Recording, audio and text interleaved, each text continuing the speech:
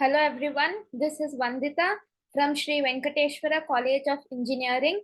I am currently studying my third sem in CSE DS. Today I am going to talk a few words about data structures. Today's topics will be discussing about structures and unions, stack operation, that is push and pop, queues, that is insertion of queue and deletion of queue.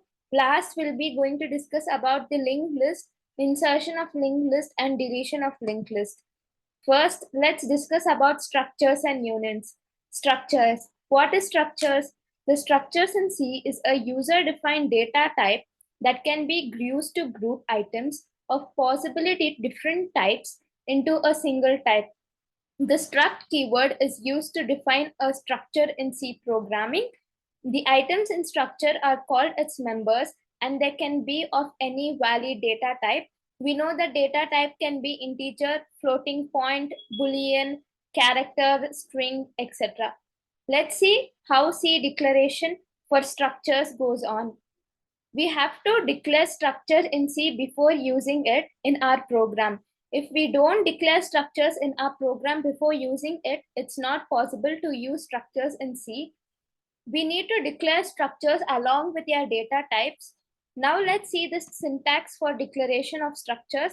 Here, this is the declaration of structure. This struct name, that is the name of the structure. We are using struct keyword and data type member name 1, member name 2. These can be any valid data type in C, and this goes on until name n. And then we need to use a curly braces with a semicolon. If the semicolon is missing, then declaration is wrong.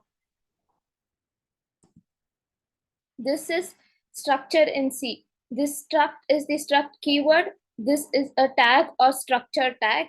Here we have declared a character name 10 with size 10, an ID of size 5, and then float salary. Next, let's see the definition of C structure. To use structure in our program, we have to define its instance. We can do this by creating variables of structure type. Two methods can be followed. First method is structure variable declaration with structure template. That is, we have discussed earlier by using the struct and then declaring variable 1, variable 2 here. Next method, we'll be seeing structure variable declaration after structure templates. That is, we have declared in the previous slide after the flower brackets. Here we have declared it before. It can be variable 1 to variable n. There can be n number of variables declared. This is a simple program for structures in C. You can pause the video and just go through this program. It is just a simple program where we have declared strcpy is copying these two contents, and then we have declared a structure called variable with character name, city, float, salary, and person 1 is the variable, and then we are printing details. Next, let's discuss about unions. Union is a user-defined data type in C programming language. It consists of variables of different data types in the same memory location.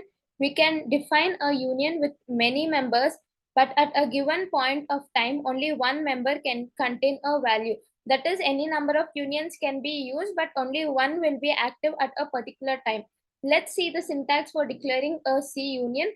In structures, we are using the keyword struct, but in unions, we need to use the keyword union, and this data types can be any valid data types in C. Next, this is like union test T. Test T is the variable name. This is a simple program for unions. Here, hash includes struct test1 is we are including the structure test1, and here we have declared union test, and then we are printing the values. T1.y is equal to 4 means that we are accessing the variable T and initializing it to variable 4. Next, let's discuss about the stack and its operation, that is push and pop. First, let's discuss about the push operation. What is push in stack? It stacks up a new item. That is, in push operation, we'll just add a new item into the stack. Okay. A stack overflow circumstances is when the stack is completely full. Algorithm for push. This is the algorithm for push. First is the begin. Then if stack is full, it will return back end if, and the if statement will get ended. Else, if the stack is not full, we'll increment the top stack top assignment value, then end else, and then we'll at the end we'll end the procedure. This is the algorithm for push. Next, let's discuss what is the algorithm for pop and what is actually pop operation. Pop operation is deletion of an element from the stack. That is, while using pop, we can remove the stack elements. In a stack, it follows the order first in, first out. That is, the first element entering into the stack will be the first element that is getting popped out of the stack. The algorithm for pop is as follows. First, it will begin. If it will just check if the stack is empty or full. If the stack is empty, it will return and then end if. That is, if statement is ended. Else, the store value of stack at the top, values get stored at the top and decrement top. For push, will increment top. For pop, we will decrement top and then return value and else and then end of procedure. This is a simple program for push and pop operation. Here we have, this is for like push operation. This is for pop operation. Here we have pushed stack and here we have pop stack. You can pause the video and just look into the program. It is just a simple program. Next, let's discuss about the queues. What is queue? A queue is in C basically is a linear data structure to store and manipulate element. It follows the principle first in, first out. In queues, the element entered into an array in the first element is to be removed out of the array. This is a small program to explain insertion and deletion in C. Here we have used void insertion. Here stdio.h include, we are including standard input output and then standard libraries. Since we are using standard libraries function, we are including standard library at the top of our program. Next, we have declared front equal to -1, rear equal to -1, and then declared q as maximum 25. And then you can just pause for a minute and look into the program. This is also a simple and easy program which will be easily understood. This is the continuation of the program. This is for deletion. First, we have seen for insertion here. Now we are seeing for deletion. Okay. This is the last program, last part of the program for deletion. You can just look into this. Just pause for a minute and look into this. Now let's look into linked list. What exactly is linked list? What are the operations followed by it? Let's discuss one by one. First, what is linked list? A linked list is a linear data structure that stores a collection of data elements dynamically.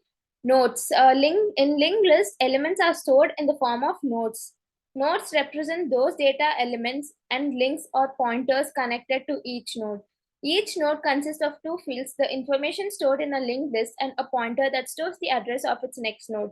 The last node contains null and its second field because it will point to the node. That is, the last node will always contain a null pointer. That is, it will be equal to 0.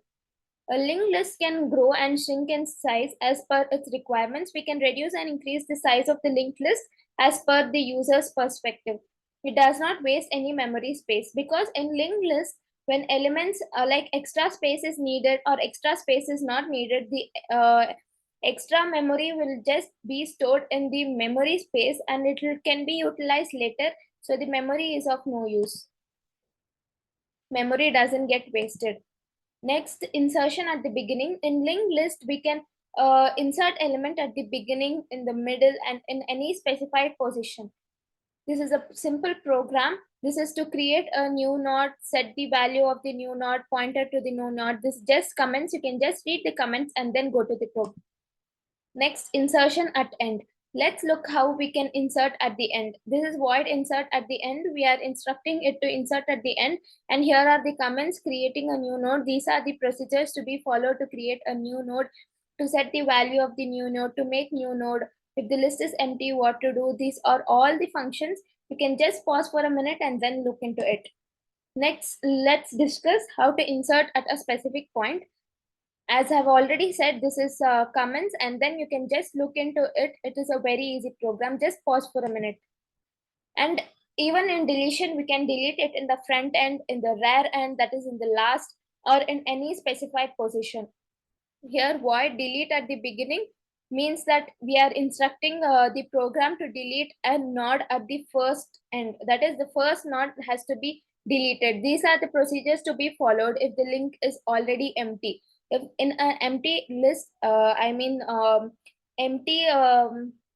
queue, we know that we cannot delete any element as it is empty. These are the procedures to follow if the node is not empty. Next, how to delete at the end. These are the procedures to be followed to delete at the end. Void delete at end. This is to check whether the link is empty or full. If it is empty, no operations can be done. If it is full, we can delete at the end. Next, let's see how to delete at a specific position.